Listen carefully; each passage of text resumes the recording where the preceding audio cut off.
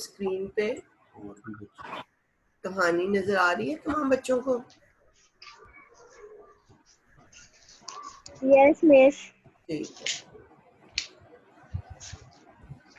جی پیارے بچوں، آج ہم نے اپنی کہانی پہلی فتح نسیم حجازی.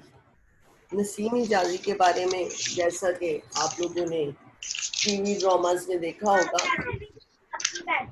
مقبول عام ادیب اور صحافی ہیں. نسیم حجازی کی بیٹے مائک اپنے آف کیجئے. خدیجہ بیٹے اپنے مائکس آف کر دیجئے. مہرین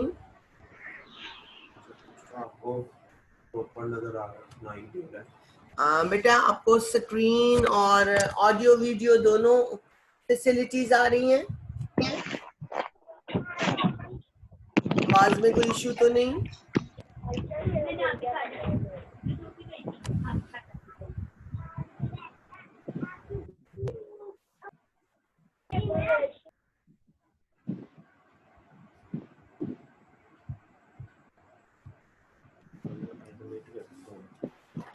جی تو آپ کو یہ بتا رہی تھی نسیم حجازی تاریخ پیدائش 1914، تاریخ وفات 1996. نسیم حجازی ایک ادیب اور صحافی، ان کا اصل نام محمد شریف ہے. یہ ضلع گرداسپور کے ایک گاؤں میں پیدا ہوئے. انہوں نے بہت سی تصنیفات لکھی. آپ کی پہلی کتاب یہ بیٹا کس کا مائک اوپن ہے؟ مائک آف کیجئے.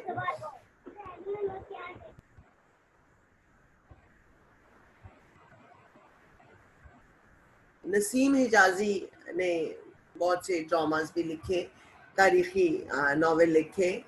انہوں نے پہلی کتاب داستان مجاہد لکھی جو 1942 میں شائع ہوئی. ان کے دیگر ناول یعنی اس کے علاوہ بھی انہوں نے لکھے محمد بن قاسم، انسان اور دیوتا، آخری چٹان، خاک اور خون، شاہین، یوسف بن تاشفین، پردیسی درخت وغیرہ. ان میں زیادہ تر خاک اور خون، شاہین اور آخری چٹان ان کا مشہور ناول ہے. انہوں نے طنز و مزاح کے اچھے نمونے بھی پیش کیے جس میں سفید جزیرہ، 100 سال بعد اور ثقافت کی علامتوں میں طنز و مزاح کی جھلک دکھائی دیتی ہے. انہوں نے ایک مشہور سفر نامہ پاکستان سے دیار حرم تک لکھا. نسیم حجازی کی ناول محمد بن قاسم کے جو اب ہم پڑھ رہے ہیں، جو ہماری کہانی ہے، ان کے بہت سی ناول جو ہیں وہ بنگالی میں، سندھی میں اور عربی میں ترجمہ ہو چکے ہیں. اور آپ کا جو سفر نامہ بھی میں نے بتایا دیار حرم تک، یہ ادبی اہمیت کا حامل ہے. دیکھیے کچھ کتابیں ادبی ہوتی ہیں، کچھ مذہبی ہوتی ہیں، کچھ سیاسی ہوتی ہیں، اور اس سفر نامے میں آپ کے جذبات کی بھرپور عکاسی ہے. نسیم حجازی کا ناول محمد بن قاسم کا دوسرا حصہ، ہماری یہ جو کہانی ہے یہ ان کے ناول محمد بن قاسم کا دوسرا حصہ جو کس نام سے ہے؟ کم سن اور نوجوان سالار کا چوتھا باب ہے جو پہلی فتح کے نام سے یہاں شامل ہے. اس سے پہلے 3 باب گزر چکے ہیں، کتیبہ کا ایلچی، بصرہ سے دمشق تک اور سپاہی اور شہزادہ. تو یہ چوتھا حصہ ہے اور اس کے بعد 8 باب اور ہیں. پہلے حصے کا نام ناہید ہے جو کہ اس باب پہ مشتمل ہے، یعنی ان کے ناول محمد بن قاسم کا چوتھا باب ہے اور اس کا پہلا حصہ ہے جو ناہید کے نام سے ہے. یہ کہانی. اب کہانی کیا ہے؟ اس میں بہت سے ایسے پوائنٹس ہیں. اگر آپ دیکھیے سب سے پہلے تو یہاں ذکر آئے گا دمشق. آپ پہلی لائن دیکھیے، اس کو ریڈ کیجئے. خدیجہ آپ پڑھیے. صبح کی نماز. جی صبح کی پڑھیے. نماز کے بعد دمشق کے لوگ بازاروں اور مکانوں کی چھتوں پر کھڑے ٹھہریے، محمد بن قاسم. رکیے گا بیٹا. دمشق کیا ہے؟ دمشق شام کا مشہور شہر ہے، خاندان بنو امیہ کا دارالحکومت. آج کل شام کا دارالحکومت ہے. دمشق شام کا شہر ہے اور دارالحکومت ہے اور عربوں کا تجارتی مرکز تھا جس پر 333 قبل مسیح سکندر اعظم نے قبضہ کیا. مسلمانوں نے 14 ہجری کو خالد بن ولید کی قیادت میں مسلم حکومت میں فتح کیا. اب آپ کو پتا ہونا چاہیے کہ یہ جگہ کیا ہے. جی آگے پڑھیے. درمیان میں ٹھہریے گا, میں آپ کو درمیان میں بتاتی چلی جاؤں گی. جی خدیجہ. جی میں جی بیٹے. مکانوں کی چھتوں پر کھڑے محمد بن قاسم کی فوج کا جلوس دیکھ رہے تھے. دنیا کی جلوس سے مراد ہے بہت سے لوگوں کا خاص موقع پر اکٹھا بازار سے گزرنا یا اکٹھا ہو جانا. پہلے میں آپ کو چند چیزوں, دمشق کے بازار کا بتا دیا, شام کا دارالحکومت ہے. جلوس بہت سے لوگوں کا اکٹھا ہونا. محمد بن قاسم کون تھا؟ اسلام کا نامور سپہ سالار, فاتح سندھ. ان کا بچپن طائف میں گزرا, تربیت بصرہ میں پائی. چچا نے سپاہیانہ خوبیوں کا اندازہ لگا کر انہیں مسلمان لشکر کا سالار بنایا. اس نے سندھی راجوں کے ظلم و ستم سے عوام کو نجات دلائی اور جنوبی ایشیا میں اسلام کی راہیں کھولی. اس طرح دین محمدی انڈونیشیا اور ملائیشیا تک پہنچا. یعنی ہمیں یہ پتہ چل رہا ہے کہ محمد بن قاسم کون تھا, سپہ سالار تھا, کس طرح اسے انڈونیشیا اور ملائیشیا تک اپنی فتوحات کی اور وہاں تک اسلام پہنچا. پھر آگے ذکر ہے بصرہ کا. بصرہ ایرانی سرحد پر آباد, ان کے قریب موجود عراق کا اہم شہر. عراق کا شہر ہے بصرہ اور ایران کی سرحد پر ہے, اور فوجی چھاونی, نہ صرف شہر ہے بلکہ فوجی چھاونی بھی ہے. خلیج فارس سے 75 میل دور جسے حضرت عمر نے بسایا. دریائے دجلہ سے 15 کلومیٹر دور ہے. حضرت عمر کے حکم سے دجلہ سے ایک نہر بھی یہاں تک لائی گئی. آپ دیکھیے, آپ کو دجلہ اور فرات, آپ پڑھتے ہیں کہ حضرت عمر نے فرمایا کہ جب دجلہ اور فرات کے کنارے ایک کتا بھی مر جائے تو اس کا اللہ تعالیٰ اس ملک کے حاکم سے پوچھے گا. تو یہ اس کا ذکر ہے. پھر کوفہ والوں کے بارے میں آپ جانتے ہیں کہ اہم اور قدیم شہر ہے. دیکھیے یہاں دجلہ کا ذکر تھا, یہ فرات کا. اور کوفہ اور فرات سے ہمیں کون سا واقعہ تاریخ کا یاد آ جاتا ہے؟ کوئی بچی بتائے گی. کوفہ اور فرات سے ہمیں کیا یاد آتا ہے؟ کیا تاریخی اہمیت ہے ان کی؟ ہر مسلمان جانتا ہے. جی بتائیں گے آپ لوگ؟ کسی بچی کو نہیں یاد آ رہا کوفہ کیا ہے اور دریائے فرات کا قصہ کیا ہے؟ آپ لوگ ٹیچر بالکل وہ حضرت علی کے ساتھ منسلک ہے. بالکل حضرت علی, کوفہ والوں نے جب ان کو بلایا اور جس طرح کے وہ آپ کو عشرہ محرم الحرام کا سارا واقعہ, تو فرات کا بھی آپ کو اندازہ ہو جائے گا کہ کوفہ ایک قدیم اور اہم شہر ہے اور دریائے فرات کے کنارے آباد بستی جسے حضرت کے عہد حکومت میں شہر کی صورت دی گئی اور راس الاسلام نام دیا ہے. حضرت علی کا دارالخلافہ جس کی سیاحت ابن بطوطہ نے کی اور اس کی تاریخی و مذہبی علمی حیثیت کا ذکر کیا. پھر حجاج بن یوسف کا ذکر ہے. بنو امیہ کا جرنیل تھا, طائف کے گمنام گھرانے سے تعلق رکھنے والا, اس کی بھی فتوحات ہے. پھر محمد بن ہارون ہے مکران کا گورنر. عبید اللہ مکران کا سپہ سالار. دیبل بحیرہ عرب کے کنارے موجود پاکستان میں کراچی کے قریب 37 میل کے فاصلے پر بھمبور کے مقام پر مشہور تاریخی دیبل کی بندرگاہ تھی. اب آپ کو پتہ چل رہا ہے عراق کا ذکر ہے, ایران کا کنارہ ہے, پاکستان ہے, دجلہ اور فرات ہے. اب یہ اس میپ کو اپنے مائنڈ میں بنائیے کہ پاکستان کے ارد گرد کے یہ چیزیں ہیں. آپ کو پتہ ہے کس طرح محمد بن قاسم نے سندھ کو فتح کیا تھا. اب یہ سارا ذکر دیکھنے کے بعد آپ کو اندازہ ہوگا کہ یہ کہانی ہے کیا. محمد بن قاسم جو لکھی تھی, پھر اس میں جنگ قادسیہ کا ذکر ہے. یہ پڑھیے پہلا پیراگراف جلدی سے ذرا.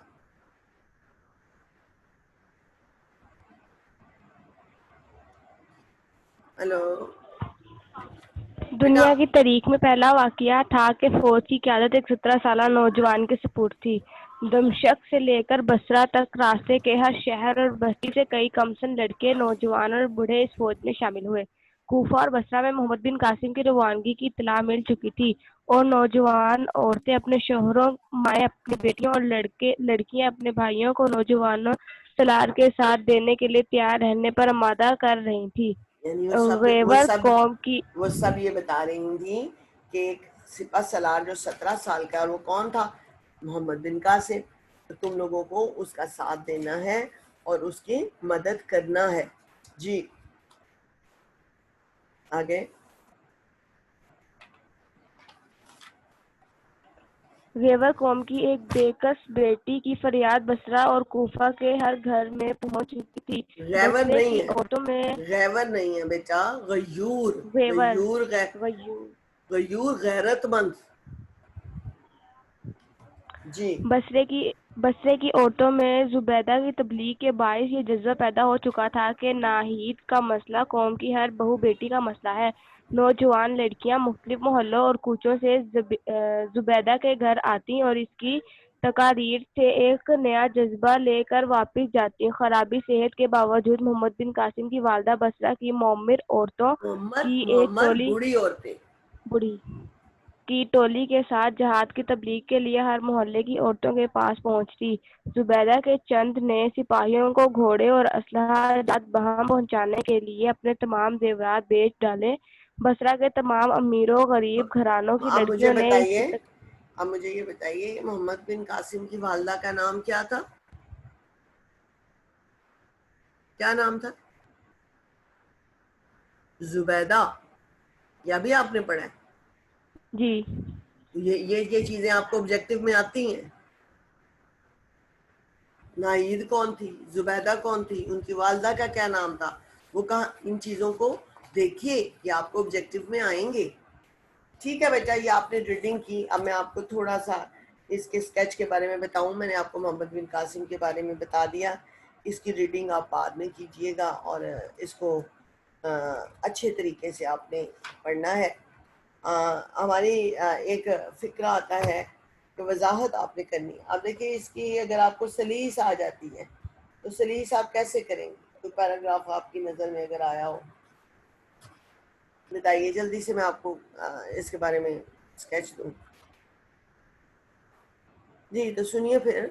अगर यहाँ पे हमें सलीस चूँकि नहीं दी हुई, इसका सबसे पहले आप नोट कीजिए, आपने खुलासा करना है। ठीक है।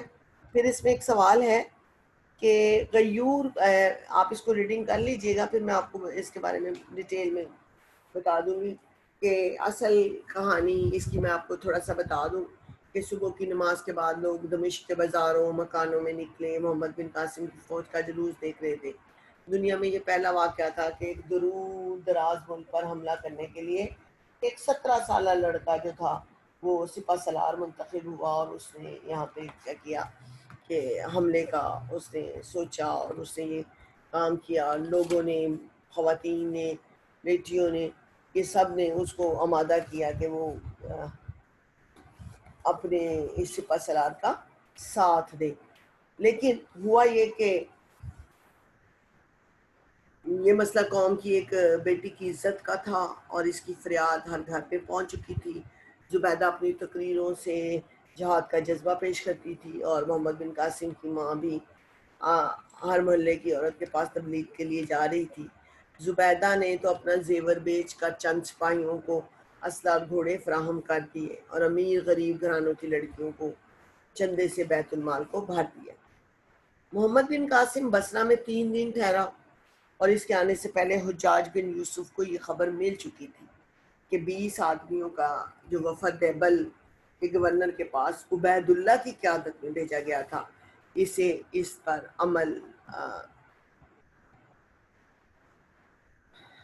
वो जो लश्कर उन्होंने भेजा और उसने कत्ल कर दिया। अब देखिए कि मोहम्मद बिन कासिम है, हुज्जाज बिन यूसुफ है और उबैदुल्ला है।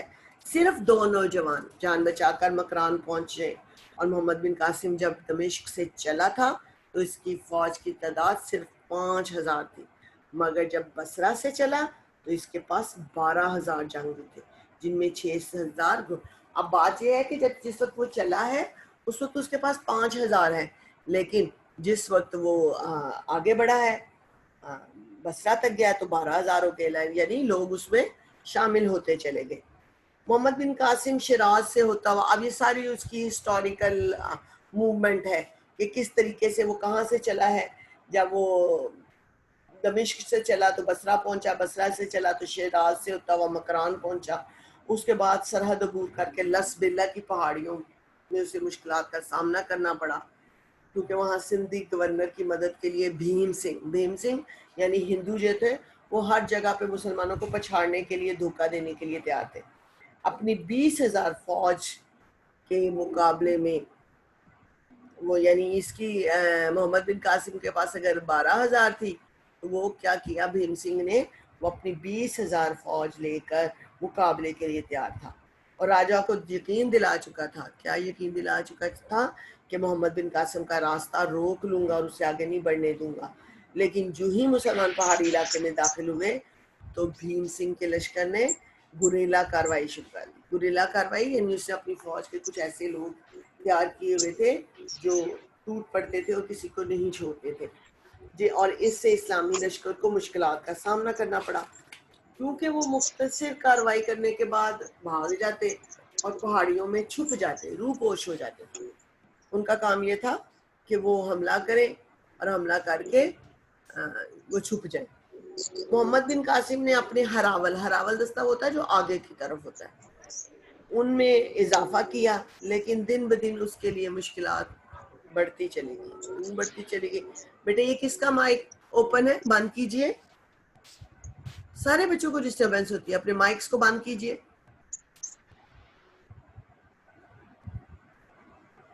جب محمد بن قاسم آگے بڑھ رہا تھا اور بھیم سنگھ اس کی کوششوں میں رکاوٹیں ڈال رہا تھا اور مشکلات بڑھتی جا رہی تھیں، اور رات کے وقت دشمن کے شب خون کے اندیشے سے لشکر کو آس پاس کے ٹیلوں پر چڑھ کر پہرا دینا پڑتا، وہ آرام نہ کر پاتے۔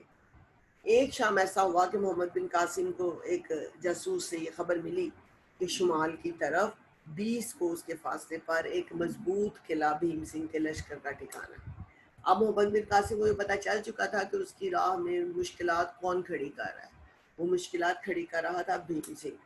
اب ان پہلے جو جنگیں ہوتی تھی اس میں جاسوس اور مخبر ارد گرد کی خبریں لاتے تھے، کتنے سپاہی ہیں، کدھر سے حملہ کریں گے، کیا پلاننگ ہے۔ تو انہوں نے کہا کہ یہاں سے تقریباً شمال کی طرف ایک ایسا ٹھکانہ ہے جو بھیم سنگھ کا ہے، اور وہیں سے یہ لوگ حملہ آور ہوتے ہیں، یعنی وہاں سے آتے ہیں، حملہ کرتے ہیں اور واپس چلے جاتے ہیں۔ محمد بن قاسم نے اپنے تجربہ کار سالاروں کو بلایا، ان سے مشورہ کیا اور انہیں مشورہ دیا کہ پہاڑی راستے کو چھوڑ دیں، سمندر کے ساتھ ساتھ ہموار راستہ اختیار ہوتا جائے۔ دیکھیں سمندر کے ساتھ چھوٹی سی باریک سے راستے ہوتے ہیں یا کلوں پر چڑھنے کے لیے پیچھے سے۔ اب ہوتا کیا ہے کہ آپ دیکھیں، آپ سفر کر رہے ہیں، آپ دیکھتے ہیں اچھا یہ والا راستہ ہے، اب آپ موٹر وے کو لے لیجئے، اب آپ کے ہاں نئی موٹر وے بن گئی ہے۔ آپ اسلام آباد جاتے تھے جی ٹی روڈ سے، آپ کو جگہ جگہ رکنا پڑتا تھا، آپ کہتے ہیں جی موٹر وے پہ کوئی راستہ نہیں رکتا، ہم جلدی چلے جائیں گے۔ اب ادھر سیالکوٹ تک بنا تو آپ کہتے ہیں جی 3.5 گھنٹے میں جاتے تھے، اب ہم 1 گھنٹہ 10 منٹ میں جائیں گے۔ تو آپ لمبا راستہ چھوڑ کے چھوٹا راستہ اختیار کرتے ہیں۔ تو محمد بن قاسم نے اس چیز کا اندازہ لگایا اور لگا کر اس نے کہا کہ پہاڑی راستے کو چھوڑ دو اور سمندر کے ساتھ جو راستہ ہے اور قلعے سے بچ کر آگے کی طرف بڑھا جائے۔ مگر محمد بن قاسم نے ان کی رائے کو نہیں سنا اور کہا کہ قلعے کا فتح کرنا تو ضروری ہے، کیونکہ اس کے ساتھ ہی دشمن یہ علاقہ، آپ کا جب ٹھکانہ نہ رہے، آپ کے رہنے کی جگہ نہ رہے تو آپ لوگ خود بھی وہاں سے موو کر جاتے ہیں۔ محمد بن قاسم نے ان سالاروں کی بات کو سنا اور یہ بات کہی کہ دشمن کے جو سپاہی یہاں سے بھاگ کر دیبل پہنچیں گے ان کی شکست خوردہ ذہنیت سے لوگوں سے، جب آپ کسی کو ہارتا ہوا دیکھتے ہیں نا تو آپ کی ہمت جواب دے دیتی ہے۔ یہاں وہی مسئلہ ہے کہ کسی نے کہا کہ ایک شخص تھا، اس کو سانپ نے کاٹا، نیند میں تھا، اٹھا تو اس نے کہا کیا ہوا تھا، کسی نے کہا لگتا ہے کہ تمہیں چوہا کاٹ کے گیا۔ اس نے کہا اچھا چوہا ہے، وہ بچ گیا، اس کو خوف نہیں تھا سانپ کا۔ دوسرا شخص تھا، وہ لیٹا ہوا تھا، اس کو چوہے نے کاٹا، اس نے کہا کیا ہوا، کہا لگتا ہے تمہیں نا سانپ کاٹ کے گیا۔ اس نے یہ سنا اور وہ مر گیا. تو بات یہ ہے آپ کی ول پاور کی, آپ کی ہمت کی. محمد بن قاسم نے کہا جب وہ ہار کے دیبل جائیں گے تو وہ لوگ کہیں گے یہ تو ہار چکے ہوئے ہیں. جب آپ ذہنی طور پہ ہار جاتے ہیں تو آپ کبھی بھی کامیابی حاصل نہیں کر سکتے. اور جب حوصلے پست ہو جائیں کہ کوئی بھی نہیں جیت سکتا, تو کہا ہم قلعے سے بچ کر نکل گئے تو ہمارا حکم محفوظ, یعنی ہمارا پیچھے محفوظ نہیں رہے گا. لہٰذا اس نے فیصلہ کیا کہ 500 سپاہیوں کے ساتھ قلعے پر حملہ کرے گا اور باقی لشکر پیش قدمی کر کے اسی طرح وہ لوگ آگے کی طرف بڑھتے جائیں گے.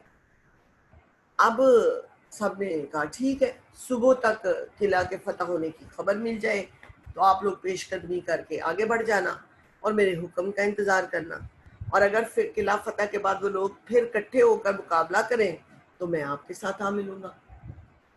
انہوں نے کہا کہ ٹھیک ہے, یعنی اس نے اپنی فوج کو 2 حصوں میں تقسیم کر دیا. ایک کو لے کر اس نے قلعہ فتح کرنا تھا اور ایک نے دوسری سائڈ پہ بڑھنا تھا. اس نے کہا اگر ہم جیت گئے تو آپ کے ساتھ مل جائیں گے, اور اگر آپ نے ان کو پچھاڑ دیا تو آپ ہمارے ساتھ مل جانا. ایک بوڑھے سپہ سالار نے ان میں سے مشورہ دیا کہ سپہ سالار کا فوج کے ساتھ رہنا ضروری ہے, کیونکہ سالار کی جان بہت قیمتی ہوتی ہے, اگر اسے کچھ ہو جائے تو لشکر کے حوصلے ٹوٹ جاتے ہیں. محمد بن قاسم نے جواب دیا کہ قادسیہ کی جنگ میں ایرانیوں کی شکست کا سبب بھی یہی بات بنی کہ وہ رستم کو سب کچھ سمجھنے لگے, اور جب وہ سب کچھ سمجھنے لگے اور مسلمانوں کی خود اعتمادی کا یہ عالم تھا کہ وہ اپنے بیمار سپہ سالار سعد بن وقاص کو الگ رکھ کر ان پر حملہ آور ہوئے اور ایرانیوں کو شکست دے دی. کہا کہ ہم بادشاہ اور سالاروں کے لیے نہیں لڑتے, ہم اللہ کی رضا کے لیے جہاد کرتے ہیں, اور ہمارا ہر سپاہی اللہ کا سپاہی ہوتا ہے. اس لیے بددل ہونے کی ضرورت نہیں ہے. خدا مجھے قوم کے لیے رستم نہ بنائے بلکہ مسنا بنائے. مسنا کون تھا؟ سعد بن وقاص.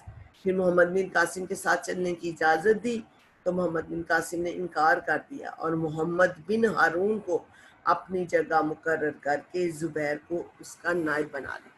یہ تھی محمد بن قاسم کی حکمت عملی, یہ تھی محمد بن قاسم کا غور و فکر اور تدبر. وہ اس کی عمر تو چھوٹی تھی لیکن اس کی ذہانت, اس کی فطانت, اس کی فیصلہ کرنے کی طاقت, اس کی دور اندیشی, اس کو فتوحات. اور یہ وہ پہلی فتح تھی کہ دمشق اور بصرہ اور مکران سے ہوتے ہوئے وہ دیبل کے قلعے کو فتح کرنا, یہ پہلی فتح کرا. یعنی محمد بن قاسم کی پہلی فتح یہ بنی. محمد بن قاسم نے 17 سال کی چھوٹی عمر میں کس طریقے سے اپنی دانشورانہ سوچ اور سمجھ سے اپنے فوج کو تقسیم کیا اور کیسے اس نے فتح پائی, یہ تھی یہ پوری کہانی. جی پیارے بچوں, آپ لوگوں کو اب اس کا کچھ امیج آپ کے مائنڈ میں بنا اس کہانی کا کہ یہ تھی کیا, کس کے بارے میں تھی اور کیوں تھی؟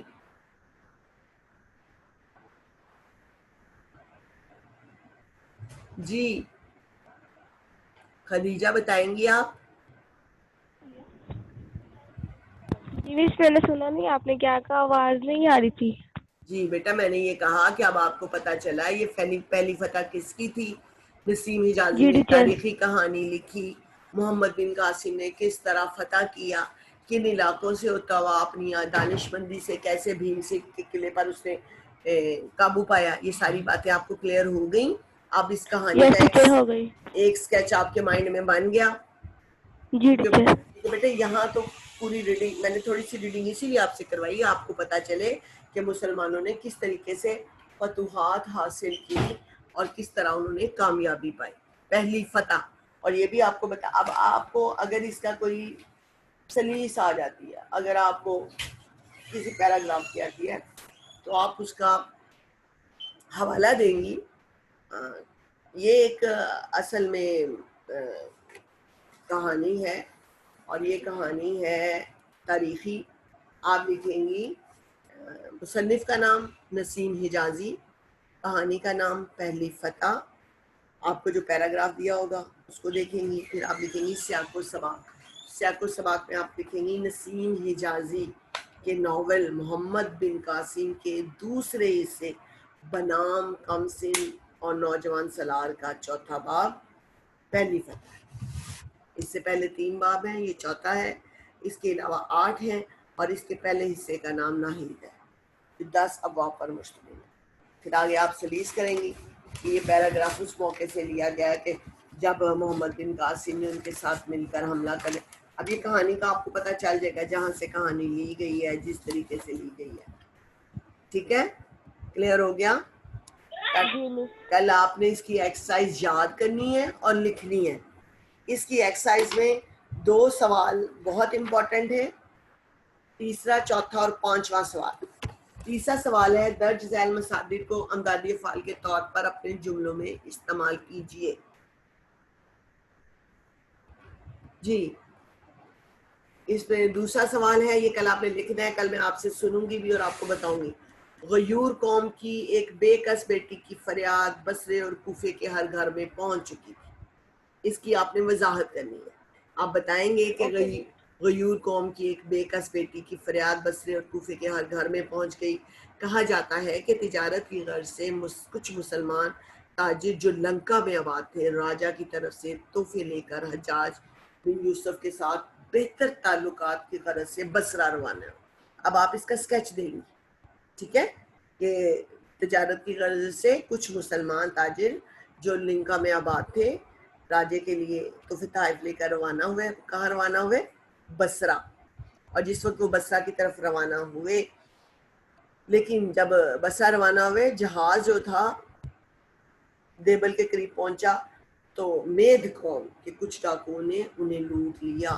یہ آپ نے پڑھی ہے کہ انہیں لوٹ لیا اور ناہید نے عورتوں کو قیدی بنا لیا. ان عورتوں میں ایک عورت نے حجاج بن یوسف کے نام خط لکھا. نسیم حجازی نے اپنے ناول میں اس لڑکی یا عورت کا نام ناہید رکھا. آپ کو پتہ ہے کہ ناول میں کردار نگاری بھی ایک کام ہے، انہوں نے اس کا نام ناہید رکھا. اور مسلم قوم کو غیرت مند قوم کہا ہے. لکھا ہے کہ جب مسلمانوں کے حکمران حجاج بن یوسف کو مدد کے لیے پکارنے والی بے کس لڑکی کی فریاد بصرہ اور کوفہ کے شہروں میں پہنچی تو یہ غیرت مند قوم اس کی مدد کو اٹھ کھڑی ہوئی اور دونوں شہروں میں مرد، عورت، بچے، بوڑھے سبھی اس کی مدد کے لیے بے قرار ہو. اس ایک سوال کی وضاحت آپ نے یہ کرنی ہے، کون لوگ تھے، کہاں سے چلے تھے، کس کی فریاد تھی اور لوگوں نے کیا کیا. اس کی سلیس کی بجائے اس کے یہ الف اور بے دونوں حصے بہت اہم ہیں. آپ کو پتا چلا کہ آپ نے اس کی وضاحت کیسے کرنی ہے. جی حصہ بے ہے، خدا مجھے قوم کے لیے رستم نہ بنائے بلکہ مجھے مصنع بننے کی طرف. کل آپ پوری کہانی کو کم از کم 2 سے 3 دفعہ ریڈ کیجئے گا. پھر میں یہ تیسرا، چوتھا، 5واں اور نیچے ایک مضمون کا آپشن دیا گیا ہے، مضمون کو کے بارے میں آپ کو پہلے بھی بتا دیا گیا ہے. کل ہم یہ چاروں سوال